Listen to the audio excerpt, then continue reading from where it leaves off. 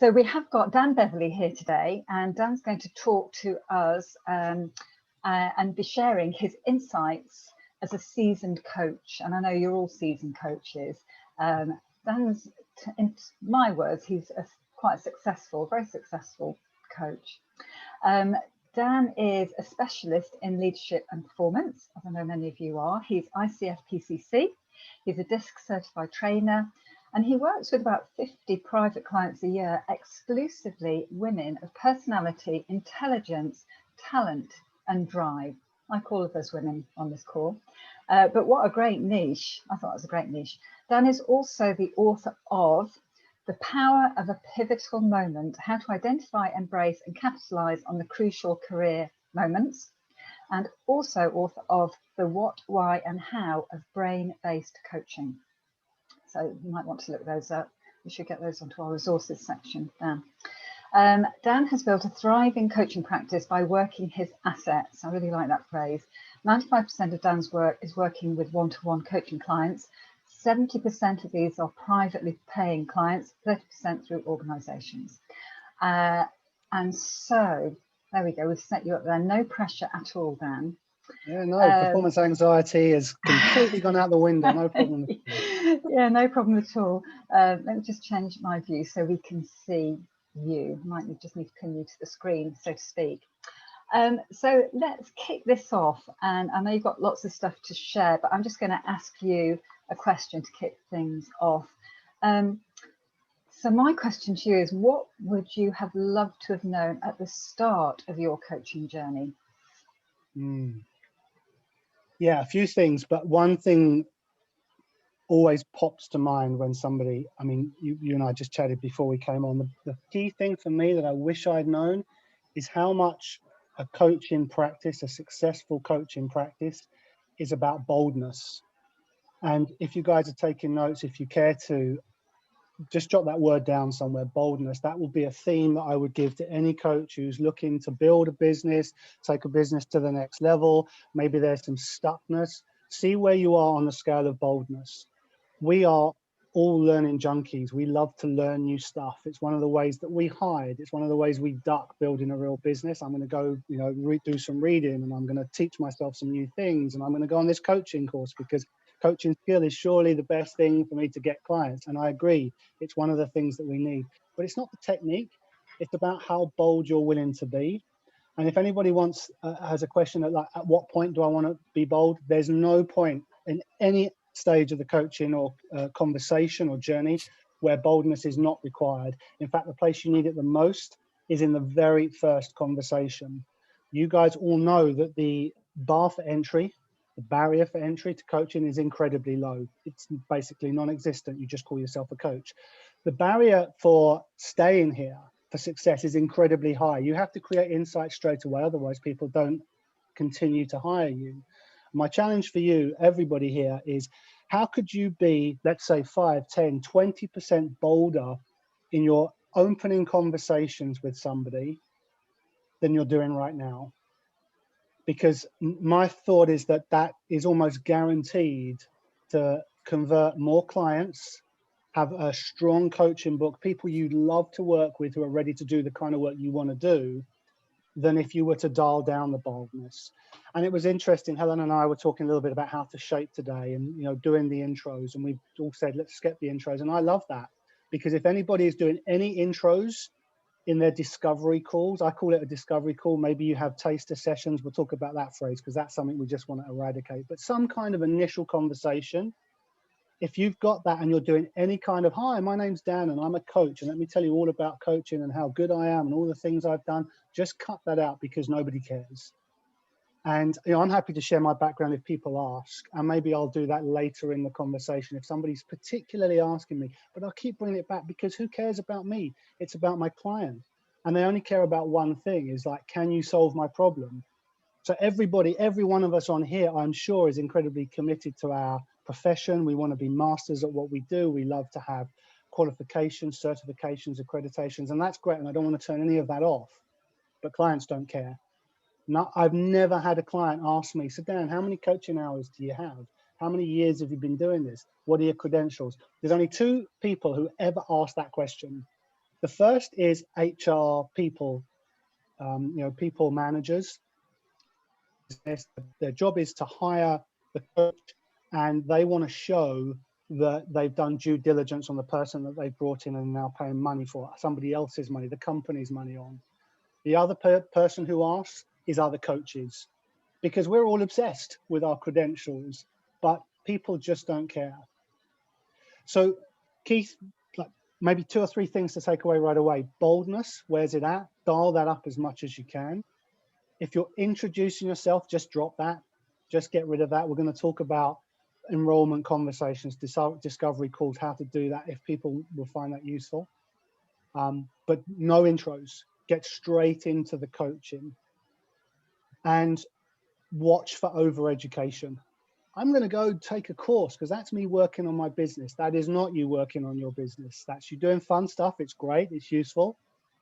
But I can go and learn loads of new techniques and I don't get any bolder. If I go work with another coach who's incredibly bold, and that's something else I would have loved to have known at the start. Work with a coach, specifically work with a coach who's got the success that you want. So it would have helped me incredibly to work with a coach whose business was primarily one-to-one coaching. That is what my business is. Helen mentioned some other things that I've done. The stuff that I've authored, I've forgotten all about that, to be honest. It's just not in my, field of vision. The only thing I really focus on is one-to-one private clients. I love that work. I love being in a conversation with either a very small group or one-to-one. It's my favorite place. It's my sweet spot. So I want to share a few things today. The first thing I'm going to share is, as much as I might talk like one, and that's just my ego getting, running away with itself, I'm no kind of guru. But if I've got things that I can share today that are going to be helpful, I would be delighted at that. For 3 big reasons. The first is that, as I've said before, I really honor this profession. I really love what we do. I love everybody who's committed to that, and the TCD, the directory that Helen's created, and everybody who's on this call, we're all committed to that. So I love that.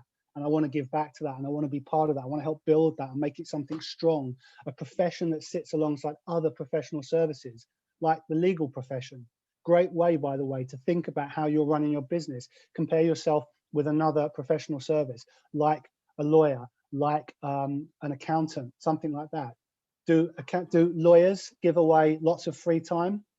No. Do lawyers come onto a conversation and start telling you about themselves and giving you little intros? No, they're professional right from the off. It's the same in the coaching space.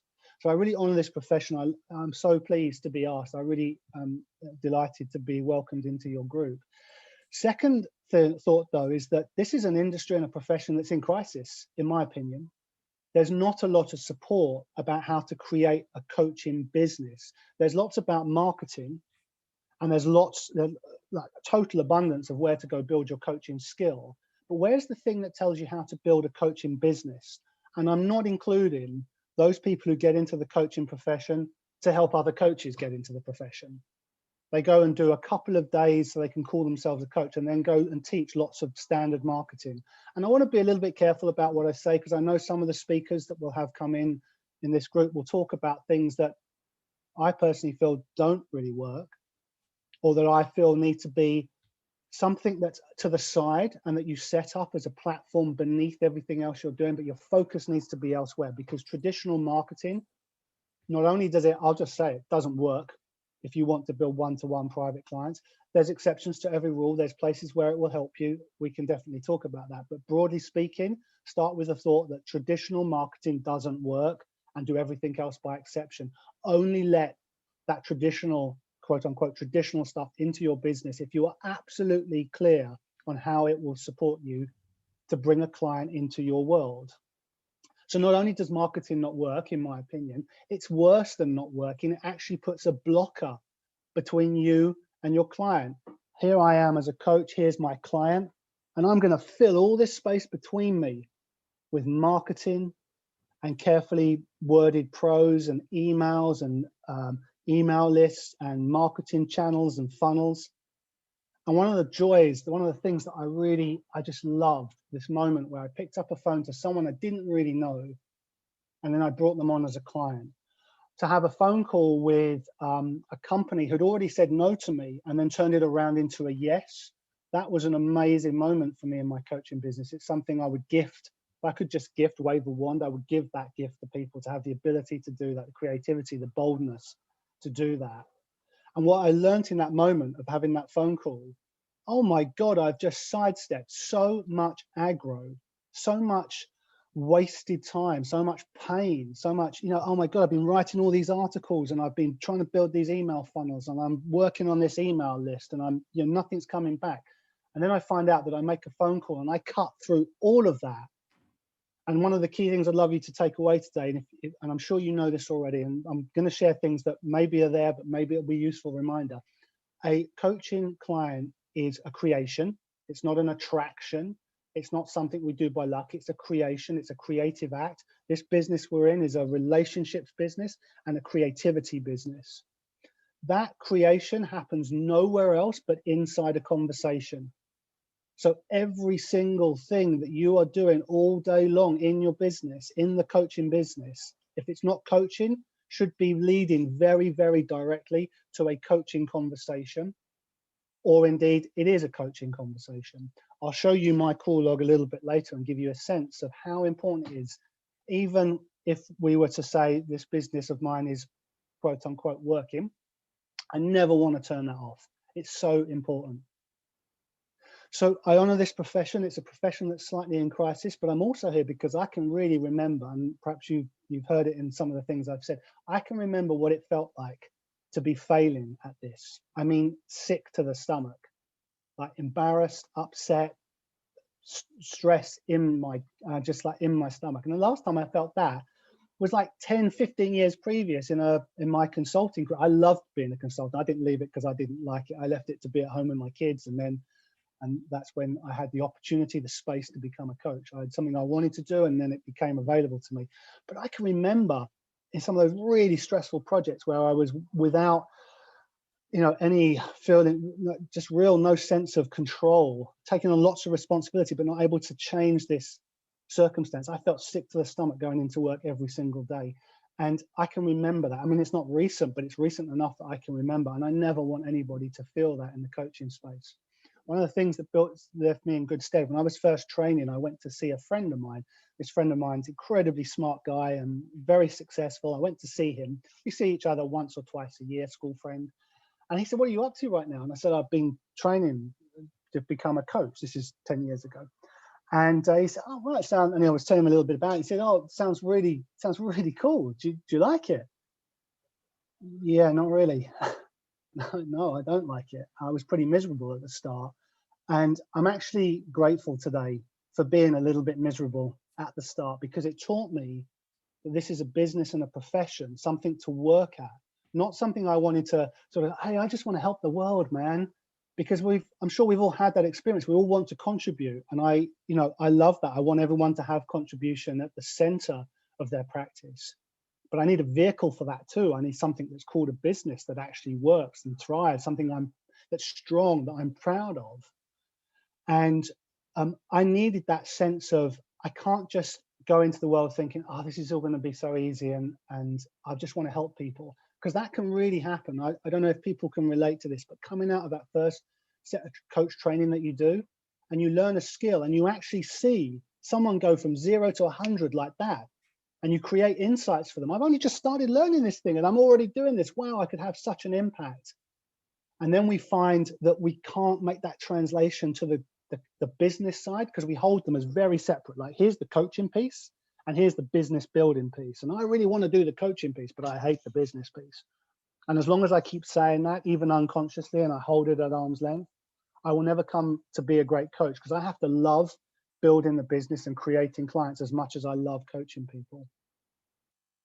So those are some of the reasons I'm here. What I think would be really helpful, and I would love to hear from people, but what I would love to share a little bit about today is just to talk freeform around 3 big ideas. And idea number 1 is filling the coaching book. Imagine having a long list of clients you love to work with. Every time you think of the client, you think, oh, I love working with her, she's so great. And then you look at the next person, oh no, but I really love working with her, she's so great. And I've been very fortunate, and maybe there's something in the DNA of the business or the way that I've done it, or people have helped me. I don't want to make it sound like this is all me. I've got 3 coaches right now. One of them I've been working with for 17 years. I get a lot of help. And one of the things that I am so proud of, I'm so grateful for, is I look at my list of clients and I go, oh yeah, Helen, I just love working with Helen. She's my favorite client. And then I look at the next person on the list and, oh yeah, but Amanda, no, Amanda's great. I love working with Amanda. She's my, but then there's Angela. I love working with Angela. And I go through the whole list and every single one of them is my favorite client. What a place to be. So we're going to talk about that kind of coaching book. We're also going to talk about the high return activities, high return versus low return activities. And maybe you want to write those two words down, two phrases, high return activity versus the low return activity. How much time are you spending in each? Do you know the difference between the two? My guess is you do know the difference, but you pretend like you don't. And you certainly operate a day like you don't. And I'm not on you about that. I'm on you, me, all of us. We all do it. And I need that to come back really. That's a distinction to have in mind that I never want to lose. High return versus low return. And then we'll talk a little bit about some of what I think are the real golden assets of a coaching business. And here's a little precursor to that, a little preview. It's not the website. You can have a website, but it's not the website. That's not your number one asset. There are things that come way above that. Said by somebody who spent many hours, I'm just going to tweak the website a little bit. I'm just going to adjust. Those pixels are a little off. I'm just going to change that. And that font isn't quite the same. Better change that because that's why the business isn't working. So some key, those three big ideas. Our theme will be boldness. Something I'd love you to take away today is that traditional internet marketing, at best, it's a long-term game. At worst, it's a blocker. And I want to really challenge you today to go away thinking, how could I be more creative? How could I be bolder? How could I just change up the way I'm thinking? I know you're all high conscious people. I know when you're in a coaching session with someone and you're bringing that high conscious space, you're holding the space for them and they're coming up with amazing stuff and you're asking beautiful questions. Where does all that go when you start to look at your own business? So let's find a way to really turn your powerful coaching skills back into your own thing and create the business that you love. I would love to talk in context a little bit. May I ask if everyone just fires up the chat roll? So at the bottom of the screen, there's the chat button. If you just fire that up, I invite everyone, just don't share anything that you're not comfortable sharing, but I invite you to share what you would characterize as your number one challenge in creating a client coaching business that you would absolutely love. And I won't ask anybody to do something I'm not willing to do myself. So my number one challenge right now is time, which is a nice little heading, very convenient heading for things like doing too many things, getting distracted, shiny new object syndrome, oh, something over there, oh, I want to do that, constantly coming up with ideas, not finishing things, forgetting what my core focus is. What's your number one challenge right now? Is it filling the coaching book? Is it balancing your time? Is it finding opportunity to really settle into something that you would love? So consistent follow-up with contacts, lacking focus, procrastination, too many ideas. I definitely hear that one. Balancing new clients with existing, like bringing on new clients versus existing clients. That's a nice one. Okay, brilliant. Thank you very much. Does anybody want to, would anybody be willing to jump off mute just for like a minute, just for a little bit of chat? Anybody up for that? I can't see everyone, so I can only, someone puts their hand up. There's at the bottom of the screen, is there reactions? Yeah, you get reactions. If someone just presses one of the reaction buttons so I can see you.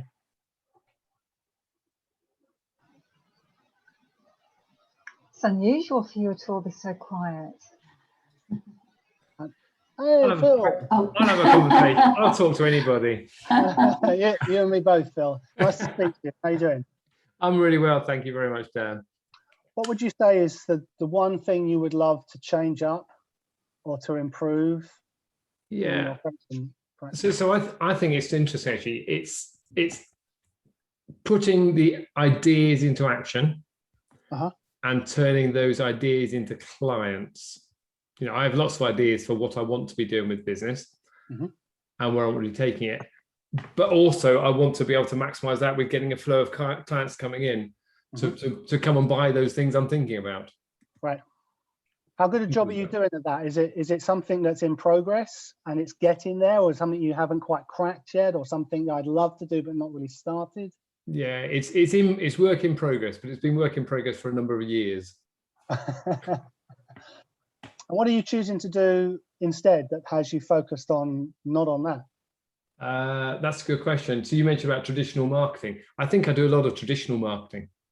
Right. You know, making sure the website works, getting on LinkedIn and doing messaging there. So there's lots of other things that take up time, yes, which I believe are good activities, but I'm now questioning that when you said traditional marketing doesn't work. Yeah, and hopefully by the end of this session, we'll work out for yourself whether I'm right or not. Or I don't think there's any right or wrong in that. And if you've got the traditional marketing thing going, that's great. Yeah. But if you're noticing also that, you know, it's been a couple, 3 years and my focus is a little diluted, maybe it's time to change up the strategy. Phil, thank you so much for coming on. I know sharing a little bit of that is going to really have helped people, because I'm sure everybody on this call can relate to some of those things. I've got a strategy happening, but it doesn't seem to be working. I've got focus in different places. I've got loads of ideas. I would love to take those ideas, turn them into actions, have those actions turn into clients. Wouldn't we all love that? And it's, I imagine, a lot of where we're at. Thanks so much, Phil, and thank everybody for bringing your thoughts onto the chat room so I can talk a little bit in context. We're going to talk about the client book. We've already talked about boldness, okay? And one thing I'd love you to jot down, because as Phil was helping us highlight, and I've got this issue and I'm sure we all do, I get distracted. And I'd love you to write down time management, because that's super important. Time management is really important for us coaches. However clever we get with all the things, that's really important. Time management equals, and here's the magic bullet, boldness. Time management, great time management, is nothing more than a question of boldness. Because I need to say no to certain things and yes to others. I need to discard a lot of what's going on. I need to get rid of things. That's super, super important. But I also want to be creative. So let's think about building a great client book with the thought that I've got the ideas, I turn them into actions. How do I turn this into a client? And I want to start by saying the question, how do I get clients? If that's in your mind, let's just remind each other as coaches, just in our little world here, that that's a terrible question to ask. It's a terrible question. It's a great book title. I'm sure we'll all buy the book. In fact, I've got one. I haven't read it. There's a book here I bought it because I wanted to complete the set, because I love Steve Chandler. If anybody doesn't know him, would like some input, let me recommend a lot of his books. I've got all his books there, and there was a gap. And he'd just written this. I'm sure it'd be brilliant, but I honestly haven't read it. It's a great book title, but how to get clients, how do I get clients, is not a good question to ask yourselves. You would never ask that question of a client, would you? If I came to you and I'm like, I've got a different business, let's forget coaching. Let's say I'm, you know, I don't know, I have some private client business, and I come to you and I say, I can't get any clients. You know, Mr. and Mrs. Coach, please, you know, help me, unlock me. I heard coaching is magic. And then you say to me, okay, Dan, I can help you out. So how do you get clients? How would you get clients? That's going to shut me down. That's going to completely close. I'll be like, I don't know. That's exactly the problem. I don't know how to get clients. Now we're all coaches. We can do better than that. We can ask a far more high state of consciousness question than that of ourselves. We don't, because we forget how to coach ourselves. But what we want to do is take a deep breath and take ourselves off to, you know, a long walk or a different part of the house or something that gives you that high state of consciousness, and come up with, and this is my challenge for you, 6 better questions to ask yourself than how do I get clients? Because there's 3 problems I can see, at least, in that question, how do I get clients? The first is get. How do I get clients? Like it's a take. And if anybody here is struggling with sales, and this applies to coaches and everybody who's out there, anyone who's struggling with sales, I can near guarantee they're seeing sales as a take and sales is a give. And if you've got that in mind, sales is a take, I'm trying to take something from you, just reverse that. You don't have to tell anybody else about it, but have internally, sales is a give. It's what makes the world go round. I'm not taking something from you, I'm giving you something. You're giving me money, I can get that from anywhere, but I'm giving you me and our conversation, our space, and we're the only 2 people together in the world who can create uniquely that. You might not say these things, but create that distinction in your mind that sales is a give, not a take. So get isn't a great question. Get isn't a great word. A better word would be collaborate, create, connect, serve. How can I get clients? How can I serve clients? How can I create clients? How can I connect with people? How can I transform? How can I accelerate? Much better words than get. Second problem is the word clients. Everything always gets worse when we go plural. Clients, plural. It's way too big for the human brain. Lots of neuroscience in my background. I love the whole brain-based thing. As soon as we get plural, you can see what I'm doing with my gestures. Look how big this problem has got. It's this big. Clients is too difficult. So client, singular. When somebody asks me how many clients I've got, one. I have one client, the very next client I'm about to talk to, or the very next person I'm going to make an offer to, or the very next person I'm going to collaborate with to see how I can be of service. So clients, plural, it's too big, it's too vague. There's nothing to zero in on. So don't have clients, plural, have clients, singular. And better yet, turn that client, singular, into a name. So I might say, not how do I get clients? How can I connect with, Alison, Anne, Nikki, Jackie? Not you guys, obviously. Just names off the top of my head that I've randomly thought of. It's better if I just go with the names, because otherwise I come up with some very strange names when I try to invent stuff.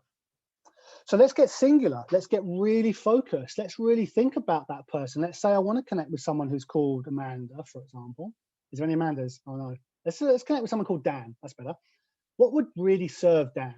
What would help Dan? What does Dan need? What are Dan's problems right now? And how can I be of service to that? Now, part of the brain, part of your thinking, our thinking might go, I just haven't got the time to do that. I just need to know how to get clients quick. And you've got to slow you haven't got to do anything, but here's a suggestion. I invite you to slow yourself down. Deep breath. How can I connect with this next one person? And then the ideas come. They don't come when I'm going, how to get clients, like it's this big thing, and I want to do it in one giant step. So really zero in on a particular person and think, what are their problems? What are their challenges? What are they stuck with? I'll give you an idea on how to really follow up on that with a little bit of action in a moment. And like I said, the other problem with this question is the how-to question. How are you going to do that? How do I get clients? That's no good. I can't have how, because then it becomes a how-to problem. And I can guarantee you it's never a how-to problem. Think of the world that we live in.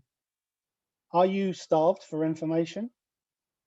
Do you not have something called the internet that has a zillion articles and a million videos on exactly the thing you're saying you don't know how to do? There's loads of how-tos. As soon as you figure out that you don't want to yet, and you break that barrier, it's a desire thing. As soon as you figure that out, the how-tos show up. It's not even funny how many there are. Think of forget your coaching business. There's too much emotional charge. Think of something else in life, especially if you go back to childhood. There was something you wanted, and I've decided that is happening. It's like, it's decided you can take that to the bank. You would find a way. Children always find a way. They're too young to have figured out the different, to have learned that there's something called how-to problems. There aren't how-to problems. There's only ever want to. Whenever you catch yourself, or indeed a client, saying how to, just change it up. How to or want to? Because that's where the focus is. That's where the work is on the desire piece.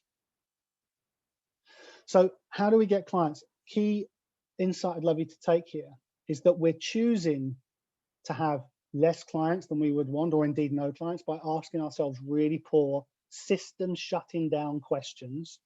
And I'm a coach and I can do better than that. I'm going to get myself into a high state of consciousness. If people have got coaching buddies, and if you don't, join up with someone. Find a coaching partner, someone that you can have accountability with.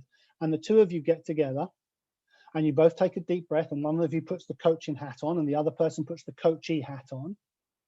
And you help that other person to come up with 6 beautiful questions. And those are the questions you write down. And every time you get stuck, you can go to those. Because when you're in that stuck place, you can't access the resources you need to get to those questions, to have them written down.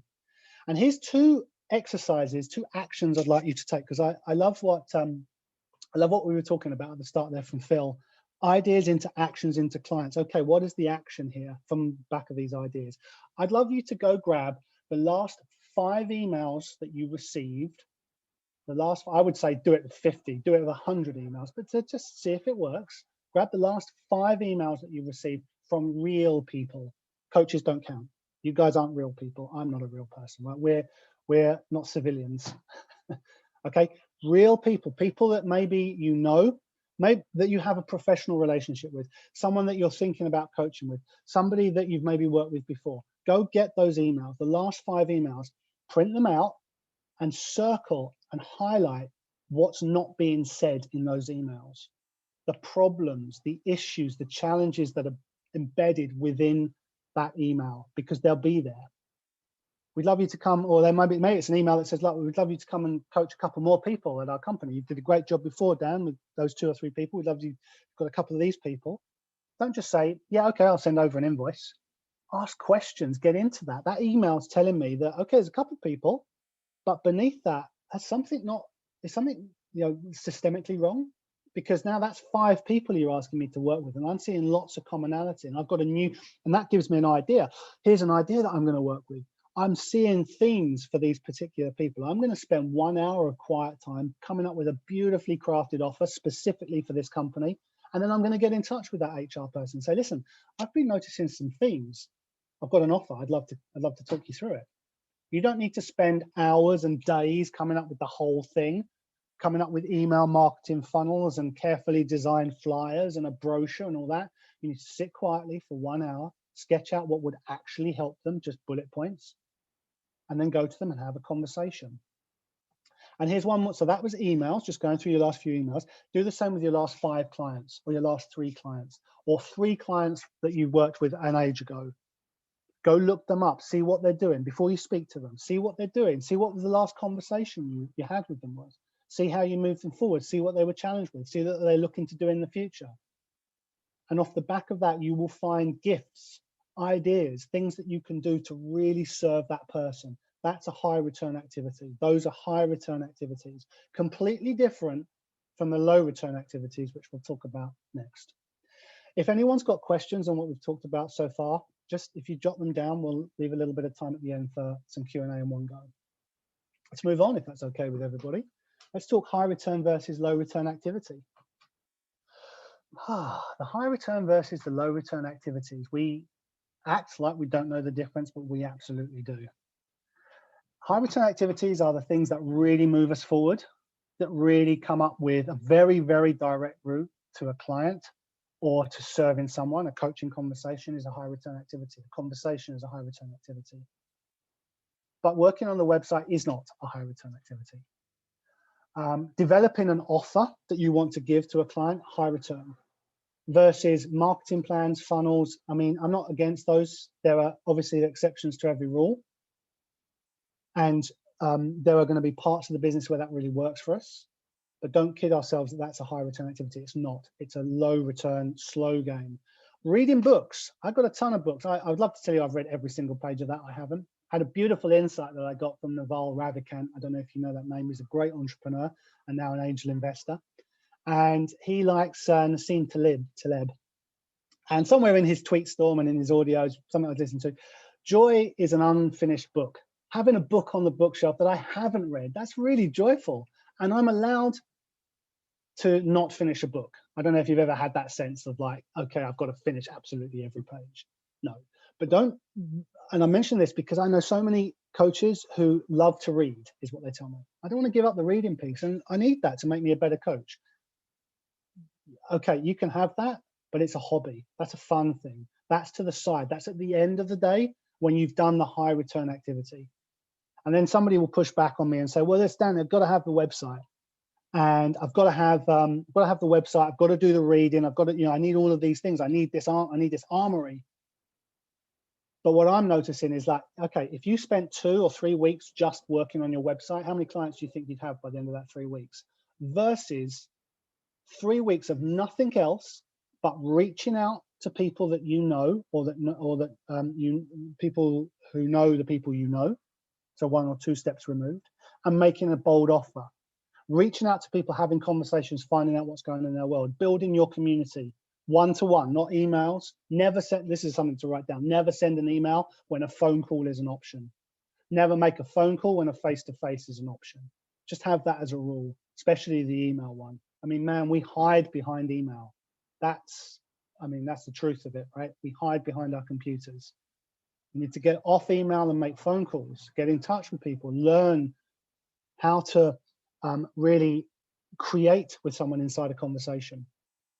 So making calls is your #1 high return activity. The website is not. And what I used to love working on my website. In my previous career, I was a consultant. The way I got into that is I taught myself to code.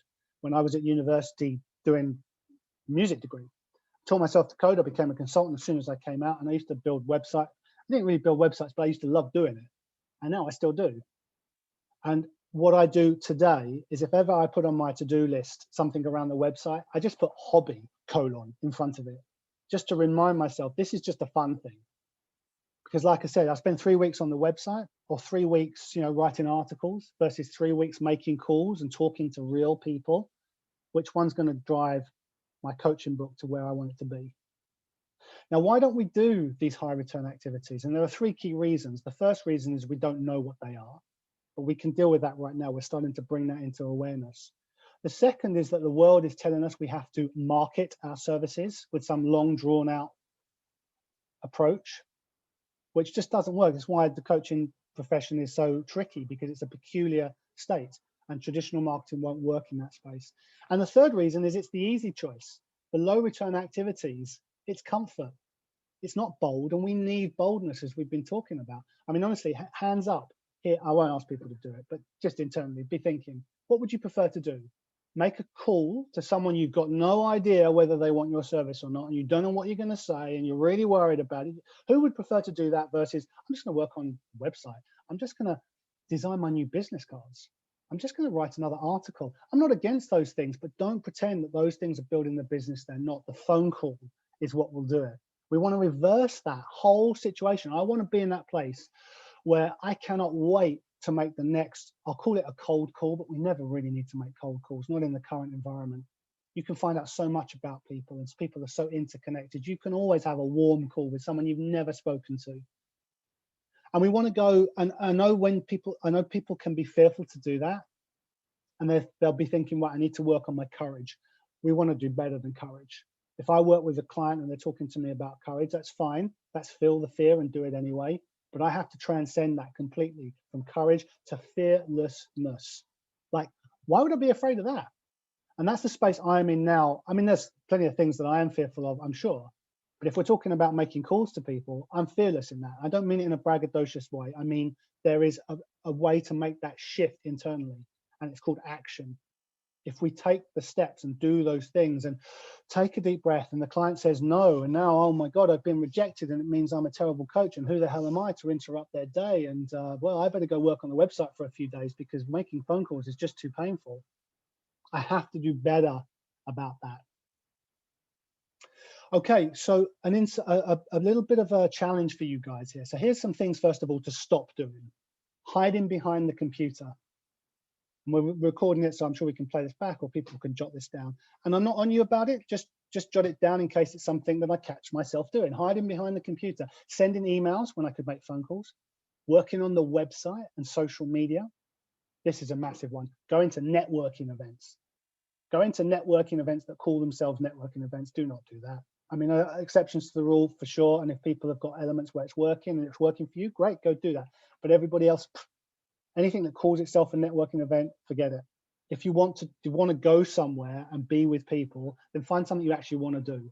Go to an event where you can learn something. So if I did nothing else, I would learn, and then chat to the person who sat next to you who also wants to learn.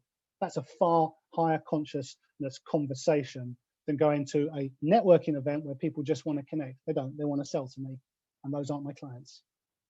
Cold calling new people. Now I'm up for doing that, but 2 challenges. We don't need to cold call because we can warm call. We can find out who people are, first of all. And new people, you probably already know enough people.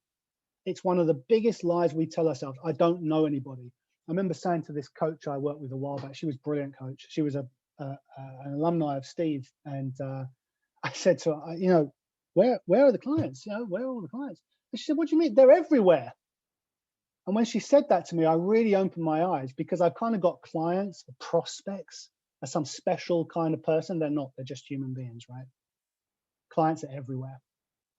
So stop marketing, stop trying to impress people on your call. This is a delicious insight, because over the years, I convert quite a high number, I will say.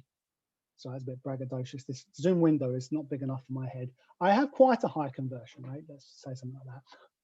But a couple of times, there's 2 times I can think of in the last year or so where someone has said, it's really impressive. I can remember the last one quite distinctly. Wow, she said to me, Dan, I mean, it's really, really impressive. How many of those clients signed with me? 0. You know, people can come away impressed, but they're impressed like they're over here and they've seen something impressive over there. I haven't done my job, because there hasn't been a shift internally. And a little tip for everybody is, if you're thinking about your discovery calls and when, you know, do I make an offer or do I not? My rule is I never make an offer unless I see a shift in the other person. If there hasn't been a shift for them, no offer. And I say to them, honestly, I don't know whether we're the right people to work together. Now, if they push back and come back, and, oh, it sounds great, and that, I might do 1 or 2 sessions. I might come up with something on the fly. But if I haven't seen a shift in the other person, I'm not going to tell them what my fee is, because otherwise it's all about, you know, is this money I can lose? Is it affordability because I haven't been transformed? But if somebody has the shift, nothing is going to stop them from getting that, from working with you. Get onto that. Oh yeah, trying to impress people. Saying yes, stop doing that. Saying yes to everything. Be absolutely ruthless with your yes and no. Yes and no is a vote for whether you are high return versus low return. Use it wisely. And stop doing taster sessions. There is an exception to that rule. So don't do anything that's called a taster session. Don't give away free sessions. Taster sessions, that's amateur hour. I hope this isn't upsetting anybody, by the way, but I just want to give you the real, in my opinion, just my opinion, of course. Taster sessions, that's amateur hour. Step up. Like a lawyer, like I said, a lawyer would never have a taster session. Now, they would have an initial conversation. So if you've got an initial discovery call, that's great, and call it a discovery call. Not 15 minutes. It's not a quick, you can't tell if you can help somebody in 15 minutes. Mine are minimum 45 minutes. I would say do an hour. And I would say coach like your life depended on it, and do it from second 1. Don't wait. When I've worked with, I don't work with a lot of coaches, but every now and again, and I love working with coaches, but it's not really my space. So maybe 5-10% of the book at any one time might be coaches. And one of the things I play back, what do you notice about my discovery call that maybe is a little different? Well, you were all business straight away, like bang into the coaching conversation. What brings you to the call? Hi, my name's Dan. How you doing? Yeah, this is the thing. I went on this training course a while back, and the lady who was running it came to watch me in a buddy role with someone. I was working with this guy who'd apparently been coaching for 20 years, but the history of it was that he called himself a coach, but it was all internal stuff, and he hadn't been trained. And I'm not kidding. The first, I would say 8 or 9 minutes was him giving me his backstory. I'm not exaggerating. Me and this lady who was on the course, we were like looking at each other, what is going on? This is supposed to be my coaching session. This guy's going on and on about his history. And at the end he said, so Dan, is there any of that you want to use? No, thank you. It was hilarious. Nobody cares about what's going on over here. I want to get into my client's world, understand what the problem is, and help them. Okay, so high return versus low return activities. Do this. Grab a piece of paper, put a line down the middle, 80% at the top, 20% at the top. 20% is the 20%. You all know the 80-20 rule, Pareto's principle. 20% of my effort gives me 80% bang for buck.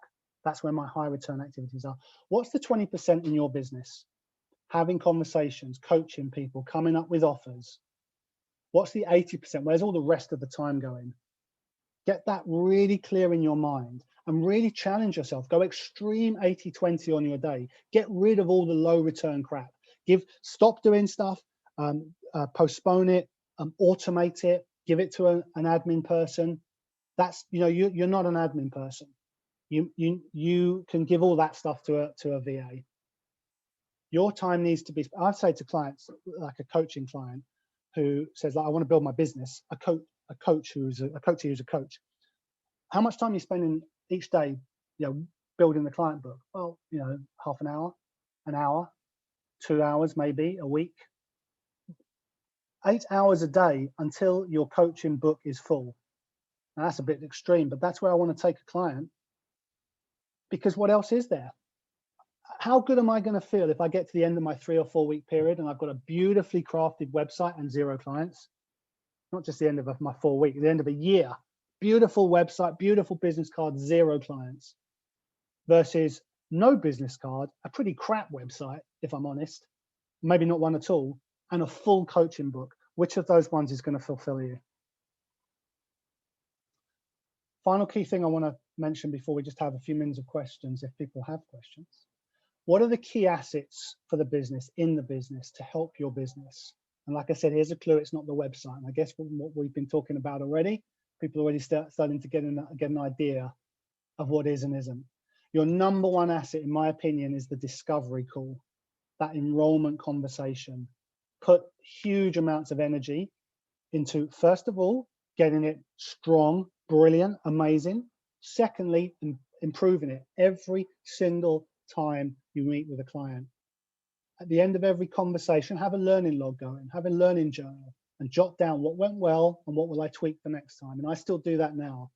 And one of the things I love to do, there's only 3 choices when a client comes off a call. It's yes, no, maybe. And if it's maybe, I always insist, let's set a timeline, because I don't want to collude with you staying stuck. The reasons that bring people to coaching are also the same reasons that people say no.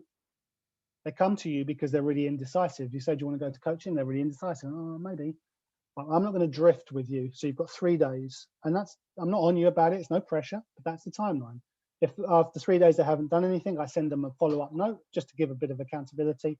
And then, somebody says to you, how do you deal with a client? Like, it's easy. Next. Powerful. Next. Just move on. So yes, no, maybe. That's the only options that they've got. And what I love to do is I love to jot down what I've learned from that discovery call about my own skill in that moment. And if it's a maybe, I like to write down what I've done. And I love to be able to write down, I could do no more.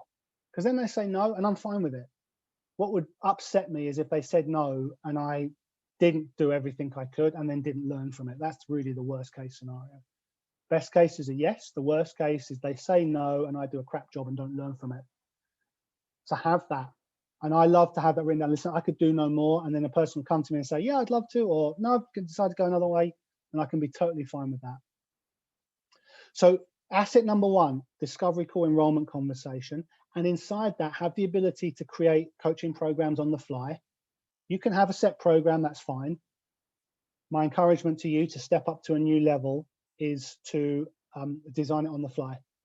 Because if you've just got a standard package, then really the call is just about finding out, like, do you match? I've got these 10 sessions, it's beautifully crafted. If I can crowbar you in there, is that all good with you? I don't know that they need 6 sessions or 10 sessions or 12 or 2 years. I need to discover that. And I need a way then to build a coach. I do all my coaching programs on the fly. I've got basic models in my mind, but then after that, I'm in the moment and I want to design something that will really work. And inside, so that's one thing to have inside the discovery call. Second thing to have inside is the ability to talk about the money. Because if you can't talk about the money, it needs to be like a phone number. Yeah, and to work with me, it's 10 sessions and it's 2.5 grand or 10 grand or 500 quid. It doesn't matter what the number is, but you need to be able to say it like a phone number, like no emotional charge. Not, it's 20 quid. We can't have that. Yeah, and if you want to work with me, it's 2.5K. Now listen, let me tell you, it's a proper number, and I know you might need to think about that, but I think I'm worth every single penny. I will work tirelessly for you. If it's not for you, that's absolutely fine. That's my number. What do you think? Stop talking. So that's big asset number 1 with some sub assets. Second big asset is the business operations. Honestly, how many of us have got that really sorted out? A business machine that runs behind the scenes, that leaves you completely free flowing to create and be artistic. It's not, it's an art form what you're doing here. It is like art creating this. It's such a collaboration. So I want to have the business working in the background. And what I invite you to do is to find 2 gears. There's the gear when you're in the coaching space. That's slow, settled. There's nowhere else I would rather be than right here talking with you. This safe, controlled, this space is just there. It's getting expansive. But then running the business is bang, bang, bang. Make another phone call. Squeeze something else in. What else could I do? How can I push myself? Now, I don't want to bleed the creativity, so I want to be able to make that shift. When I want to go into creative mode, I take a deep breath and I find a different room of the house and I go and do my thing. But when I want to run the business, okay, Sunday mornings, 2 hours every Sunday morning, I work, I review the business. Where are the numbers? What's going on? How many calls do I make? How many bookings have I got? What am I doing? Here's my, I have my planner and I have a little stat sheet that I run. When I run my phone calls, here's last month's, May. This is May's phone calls. I write them as fractions. The number on top is a meaningful conversation. The number on the bottom is number of calls made. I made 4 phone calls and had 3 meaningful conversations, and I top them up. And I don't have any emotional charge about the fact I hit 0 there, whereas here I had 13 phone calls and I only spoke to 3 people. Now, how are you going to feel about making 13 calls? Are you going to make 13? I'm not saying I'm different to you. I'm just asking, would you make 13 calls? Because there's a time where I would make 1 call and then they said no, or they stressed me out or something happened, or I got no answer after 3 calls. And I just went, I'm just going to stop. This isn't working. Strategies are perfect for the results that they get. So all that's happened there is the strategy isn't quite working. But what I notice is just delay 24 or 48 hours before deciding this doesn't work. You make 13 phone calls and you speak to 3 people. But for the rest of the week, people are phoning you back. People are pinging you messages. Oh, I see I missed a call from you, Dan. Dan, I haven't heard from you for ages. And when I make those phone calls, I don't go on there saying, hey, hi, it's Dan. I wondered if you wanted to come be a client again. I would wonder if you, listen, look, it looks like you've got too much money and I can help you with that. That's not the space I'm coming from. I want to figure out I want a reason to call that person. And if you haven't got reasons, go create them. Find a gift, write an article, write a PDF, create a workshop. That's a far higher consciousness state that you can then enjoy the phone calls. You can say like, Angel, it's Dan. I'm great to speak to you. I've been thinking about you. I've been designing this group coaching thing and you would be such an amazing addition to that group. And then she says to me, and how many times has this happened? Dan, it's funny, you should call. I just had this challenge. I was just thinking about you. I've actually got this problem that's come. I've got this new challenge. I've just changed role. So have the business operations that really support you being free flowing and creative. After that, your key assets are things like community. Create a community. If you haven't got a community, create one. Not just your email list, but closer than that, your inner circle. Think of what could I do to create an amazing community I would love to invite people into? Write that question. You can do better than that, but that's a starter for 10. Write down that question. Take some high consciousness time, go away and do that. Come up with something, you'll have something to offer people. Come up with, that's community, body of work. That's super important. And as we've been talking about, mindset. Now, Helen's very delicately come off mute to tell me that there's 3 minutes left. I just want to let you talk and talk and talk. This is really good stuff, isn't it? I'm sure everyone can agree. This is excellent material here. Yes, we have got about 3 minutes left. I know lots of people generally have to jump off this call at 1 o'clock. I'm willing to, if you're available, just go on for maximum another 10 minutes, say. We are recording it. If you want to do some, if you're okay to do that, and if there are enough people left here, I'm fully aware people will need to disappear. Are you okay for another 10 minutes, Dan, if we've got any questions? I'm just making this, yes. That's really kind of you. You're very welcome. In which case, I would suggest, if you've got a question, come off mute and ask away. You've got 10 minutes. If nobody's got a question, then we'll go and get some lunch. Can I ask something? Yes, fire away, Alison. Hi, Dan. That was great. And I particularly love the bold bit at the beginning. I want to ask this last thing that you said, what can I do to create an amazing community I'd love to be part of, if I've got that right? Mm-hmm. Is this a client community, or can you say a little bit more about that? I was thinking, yeah, thanks for the question, Alison. I was thinking client community, but I think I would work on 2 or 3 communities. I would build a community that supports my business, people who are in, similar businesses. I would look for a coach who works in an area completely different from me, so I can pass them on to someone. I would look for someone who is a great CV writer. I used to be a career coach. I don't really do that anymore, but when I was a career coach, lots of people asked me, can you write CVs? I know someone better than that. So I want to build that community too. But I was, Alison, particularly thinking of a client community, an inner circle of people who really know you, of who you offer deep service to. Far better to spend an hour designing a beautiful workshop. It doesn't take much. You guys have all got like a zillion. You're sitting on a huge amount of value. It would be so easy, I'm sure, for you to create a very small workshop, 1 hour, 3 big ideas, and invite people to it. That's a zillion times more effective than writing an article and firing and forgetting. So that's what I meant. Alison, does that answer your question? Well, it's an interesting next step. Of course, I've got more questions, but I'll hand over to somebody else now.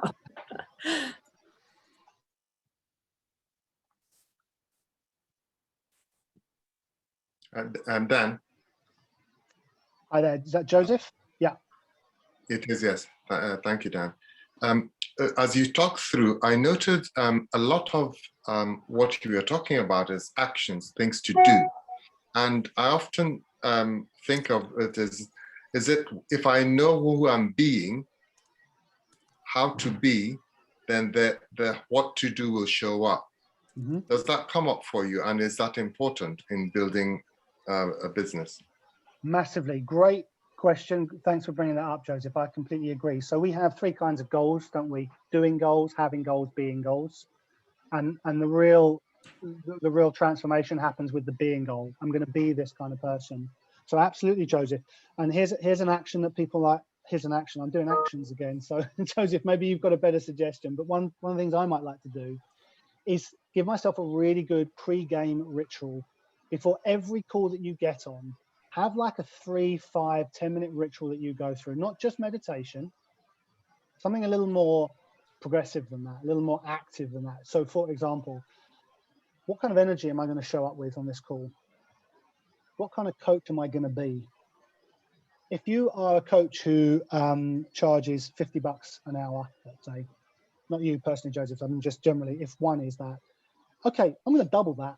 And I'm going to come from the place of a person who is double my current rate card. That's $100. Or if I'm a £500 coach, that's £1,000 an hour coach. That's the kind of person I'm going to be when I show up for this person. And I'm going to do it in a very quiet way. And I so agree, Joseph. So thanks so much for asking that question. The being, who am I being right now? And am I being the kind of person that leads, because I'm probably being the kind of person that leads to an empty coaching book right now. And that's where I want to make the shift. There are ways to do that. The very best in the world, I think, is Steve Chandler. I mentioned him a few times. If people don't know him, you've got to check him out. You haven't got to. I did it again. I invite you to check him out. And there's a book. I did jump out. You guys might have seen this, When All Boats Rise. It's 10 or 12 coaches. They're all around Steve. Steve writes in here as well, but it's all of his alumni. Steve's around still. You can email him, but he's not coaching in one-to-one. He's retired now. He's a very wise person. He's a master of his art. But this is a great book to just enjoy how other people are building their coaching practice really from the inside out, to your point, Joseph, about being. I don't know if that answers your question, but I really appreciate it. Is there anything you want to say to that, Joseph? Solid thumbs up. Excellent. Yes. No, thank you for that. It's something that's come up for me more recently, and what you said about being bold spoke to that initially, and because being bold is a being. Absolutely. Yeah, it's a place to come from. And here's a distinction for people. Steve Chandler talks about this a lot, but it came from somewhere else. Have the future, maybe you want to jot this down, have the future be a place you come from. Not moving to, come from. So what the hell does that mean? Imagine Futurecast to the kind of coach you want to be. And I wish I'd known this at the start as well. Imagine the kind of coach you want to be. If you've got a coaching book of, say, 4 clients and you want a coaching book of 20, imagine yourself as the kind of coach who has 20 clients. Set up the business to support 20 clients. Have a list of 20 with 4 names and 16 gaps to make it clear. But have that thought in mind. That's not where I'm moving to. I need to pull that into the present. And that's why I talk so much about action, because there's a beingness that I want to get internally, and then I want to immediately convert it into action. The law of attraction, it's only got it half right. You know, you did the first bit, divining the vision, that's great, but then I need to take action, at least in my opinion. Thank you, Joseph, for the question. Thank you. Dan, can I ask a question, please? Of course. Your discovery call, do you have a structure for that, or some favorite questions, please? Yes, I do have a structure for that. It's not ironclad. So first is it's a framework rather than a structure, so you can move around. Secondly, make it as close to your coaching as your coaching sessions. So you're not going to go in and say, okay, tell me everything that's wrong. What you might start with is, you know, what's the goal? Now you might need a bit of context. So I tend to ask people, you know, what brings you to the call? Mm-hmm. But I immediately want to get onto goals and the vision and why that's good. And I'm not going to teach you guys anything you don't already know. Coaching 101, goals, vision, completely connected to that. Why is it important? And then you might think, okay, what are the obstacles? What's in the way? Why don't you have that yet? How are you keeping that out of your life? You're saying you don't want these. How are you complicit? Mm-hmm. What are you doing? Okay. That's broadly the picture. Then tapping into insights. What are you learning? What's the most important thing you've taken away from this call? Mm-hmm. And then I offer them, so maybe we're complete. And I say, listen, I've got a few ideas, and they say yes. And I say, listen, this is what I feel would really help you. And I just tell them, and I give them everything I've got. I don't hold anything back. And once I've done that, I say, listen, maybe we're complete and you've got everything you need. And they'll say, oh, you know, I'd quite like to hear about how we would work together. And then I have a structure for how I talk about what I'm going to do. And it's very similar. So I don't want to get into huge amounts of detail at the very beginning because the brain can't handle that. When I pitch, and this is nothing to do with coaching, this is just communication 101. When I pitch something or say something, it comes from my prefrontal cortex, which loves detail and is ego driven and wants to show off. When it lands in the other person's brain, it doesn't land in their prefrontal. It lands in a much older part of the brain that's all about survival. Whoa, this is way too much information, and thinking costs resources, and I'm the brain and I'm in charge of survival. I don't know when my next meal comes. It's too complicated. So the very first message you send is really high structure. So what I do is I start with themes, and I might say to a client, I might say, so Roz, what I would suggest, what I'm thinking would really help you is 3 big ideas. And the first is ownership. I think we want to get back to that place where you are taking total ownership of your life and your work. The second big theme for me is unblocking the blockers. There are some internal things that we really want to release there. That's going to be our theme, release.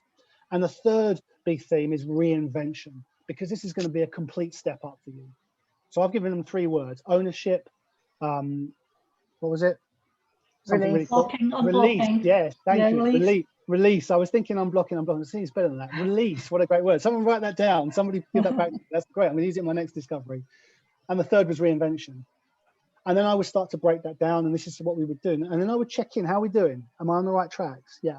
Okay. Now tell me, what would make this perfect? That's my pitch. What would make it perfect for you? Well, it would be great if we could do more of this and a bit more of that. And okay, and we could work. And do you notice we're co-creating in this moment? Mm-hmm. And I haven't said anything about numbers. I haven't said anything about the number of sessions. All that logistics stuff is left brain. We're not really right, left brain, but that's sales resistance. Nobody wants to hear that. Right? I need to be so connected to, like, I am working with this person. And then you can tell me, okay, so the way it works is I would recommend this number of sessions over this period of time. It'll be this investment. Whilst you think about that, let me tell you a couple of things about the coaching. And then I would want that bit. I don't need it now, but I would have that written out in terms of the logistics. You want that to be so squeaky clean, like the most efficient way you can explain the program. It's 12 sessions over 24 weeks. That's every 2 weeks. Sessions are 60 minutes long. They happen over Skype. What else would you have in there? You can pause, postpone, continue. It'll be those kind of things, but very, very, just succinct. Dan, I think that's been so useful, hasn't it? It's so incredibly useful, not just the last couple of minutes, but the whole 60 minutes, 70 minutes almost. But I am going to bring it to a pause here because I don't know about anybody else. But, I've got to go and see my mum. It's her birthday today. But apart from that, I would like to say a really, really big thank you from all of us here, and even those who've gone, who've put messages saying that was great. So a big round of applause to say thank you, because I know you haven't come here to pitch anything, to sell anything. You've just done it from the goodness of your heart and wanting to help this community. So huge thank you for that, and for allowing me to record it as well, so other people can access it. I'm just going to stop the recording before